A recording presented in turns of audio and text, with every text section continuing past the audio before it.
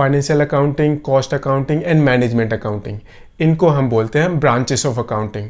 Let's discuss in this video about the branches of accounting. इन तीनों के अंदर अकाउंटिंग वर्ड कॉमन है एंड हमने अकाउंटिंग की डेफिनेशन को इस वीडियो के अंदर ऑलरेडी काफ़ी डिटेल में पढ़ा हुआ है।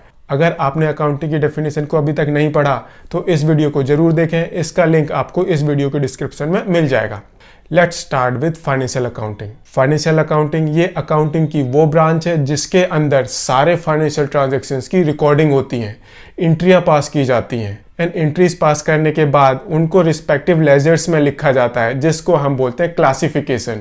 एंड क्लासिफिकेशन के बाद कुछ समरीज बनती है एंड उसके बाद उसका इंटरप्रिटेशन होता है एंड जब इंटरप्रिटेशन हो जाता है उसको हम आगे कम्युनिकेट कर देते हैं रिस्पेक्टिव यूजर्स को। वो शेयर होल्डर हो सकते हैं, मैनेजमेंट हो सकती है, क्रेडिटर हो सकते हैं, गवर्नमेंट हो सकते हैं, वो कोई भी यूजर हो सकता है फाइनेंशियल स्टेटमेंट का। फाइनेंशियल अकाउंटिंग के अंदर ही हम फाइनेंशियल स्टेटमेंट बनाते हैं जिसके अंदर balance sheet, profit and loss, cash flow statement, change in equity and काफ़ी सारे नोट्स टू अकाउंट होते हैं।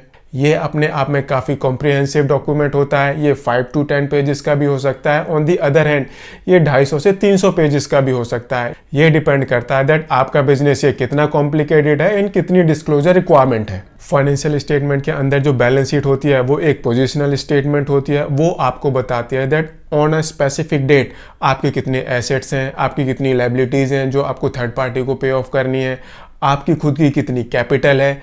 बेसिकली ये आपकी एक पर्टिकुलर डेट को पोजीशन बताती है, फाइनेंशियल पोजीशन बताती है। ऑन दी अदर हैंड जो प्रॉफिट एंड लॉस अकाउंट होता है वो आपका एक पर्टिकुलर पीरियड का प्रॉफिट एंड लॉस बताता है। आपका किस तरह से कैश जनरेट हुआ है, कहाँ पर कैश हुआ है, ये सारी इंफॉर्मेशन आपको कैश फ्लो स्टेटमेंट बताती है।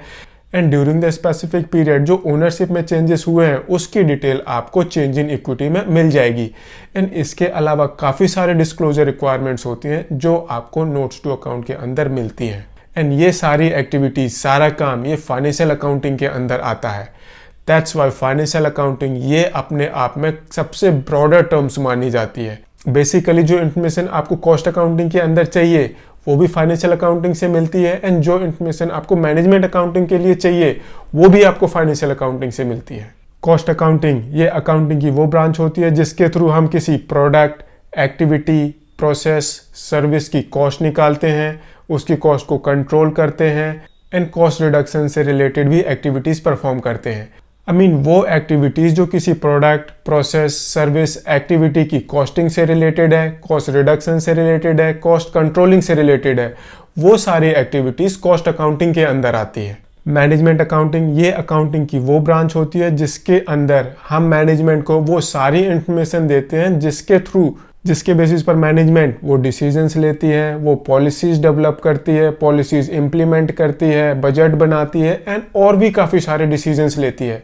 बेसिकली वो सारी इंफॉर्मेशंस, रिपोर्ट्स जिसके बेसिस पर मैनेजमेंट डिसीजंस लेती है वो सारी एक्टिविटीज़ मैनेजमेंट अकाउंटिंग के अंदर आती हैं। सो फाइनेंशियल अकाउंटिंग ये अपने आप में सबसे बड़ी टर्म्स है, ब्रॉडर स्कोप है।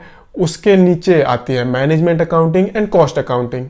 मैनेजमेंट अकाउंटिंग ये अपने आप में सबसे नया कॉन्सेप्ट है।